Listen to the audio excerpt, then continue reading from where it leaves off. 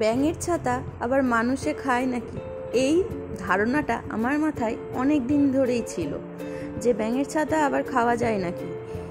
বৃষ্টির সময় রাস্তার ধারে আশেপাশে দেখতাম যে ব্যাঙের ছাতা, বর্ষা পড়লেই রাস্তার আশেপাশে পুকুরের আশেপাশে এই ব্যাঙের ছাতা দেখা যায়, কিন্তু ওইটা খাওয়া যায় না, ওগুলোতে বিষ থাকে এই জানতাম।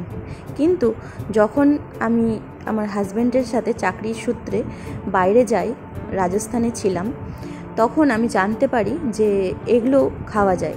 তো এটা হচ্ছে বলে মাশরুম বলে এটাকে।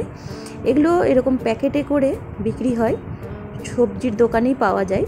তো এগুলো খাওয়া যায়, এগুলো খাওয়ার জন্যই এক্সট্রাভাবে এগুলোকে চাষ করা হয়।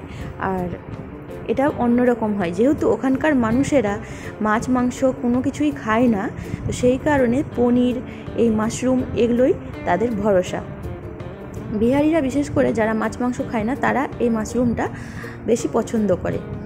তো এগুলো আমি এনে রান্না করে দেখতাম যে কেমন খেতে, দেখা যাক, বাইরে থাকছি, একটু নতুনত্ব জিনিস খেয়ে দেখতে হবে কেমন। ওদিককার শাকসবজিরও স্বাদটা একটু অন্যরকম ছিল।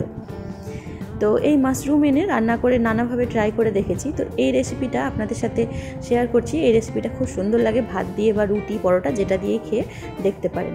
তো প্রথমে মাশরুমগুলোর উপরে যে কারির যে নোংরাগুলো থাকে, গুঁড়ো গুঁড়ো, সেই নোংরাগুলোর জন্য চামড়াগুলোকে ছাড়িয়ে এরকম আমি ছোটো ছোটো টুকরো করে নিয়েছি। যে ডাঁটটা থাকে সেই ডাঁটটাকে আমি ফেলে ছোটো করে টুকরো করে ধুয়ে নিতে হবে। ধুয়ে আর হালকা এরকম জলের মধ্যে যখন জলটা গরম হয়ে আসবে, তাতে লবণ অ্যাড করে একটু এটাকে হালকা ফুটিয়ে নিতে হবে। ফুটিয়ে জলটাকে ফেলে দিতে হবে। এটার যে একটা গন্ধটা থাকে, সালে কী হয়, গন্ধটা চলে যায়। অনেকেরই হয়তো গন্ধটা ভালো নাও লাগতে পারে, কিন্তু আমি যেহেতু এটা অনেক দিন ধরে খেয়েছি, তাই আমাকে এই মাশরুমটা বেশ ভালোই লাগে খেতে। তো আমি এদিকে আসার পরে, বাড়িতে আসার পরে, এদিকে মাশরুম তেমন আমি দেখতাম না। আমি এক জায়গাতে ঘুরতে গেছিলাম, সেখানে গিয়ে আমি একটা গ্রোসারি শপে, এই যেখানে সবজি টবজি ফ্রিজে বিক্রি হয়, সেখানে দেখছি মাশরুম ফ্রিজে এরকম রাখা আছে। তো মিনিমাম 7-8 বছর পরে আমি এই মাশরুমের দেখা পাই। তো দেখে আমি লোভ সামলাতে না পেরে আমি নিয়ে আসি রান্নার জন্য। তো সেটার জন্য প্রথমে আমি পেঁয়াজ কুচি করে নিয়েছি। পেঁয়াজ কুচি করে সেটাকে ভালো করে ভেজে, এবার এর মধ্যে জিরা, আদা, শুকনো লঙ্কা বাটা আর দিয়ে দিব রসুন বাটা, দিয়ে ভালো করে এটাকে মশলাটাকে কষিয়ে নিব। এবার দিয়ে দিব আমি টমেটো কুচি দিয়ে ভালো করে নাড়াচাড়া করে নিব। এবার টমেটো কুচি দিয়ে এর মধ্যে লবণ হলুদ অ্যাড করে মশলাটাকে ভালো করে কষিয়ে নিতে হবে। মশলাটা কষানো হয়ে গেলে যে মাশরুমটাকে ভাপিয়ে রেখেছিলাম, সেই মাশরুমটা ভাপানো দিয়ে দিব। এবার কিছুটা কাজু আমি বেটে পেস্ট করে রেখে দিব।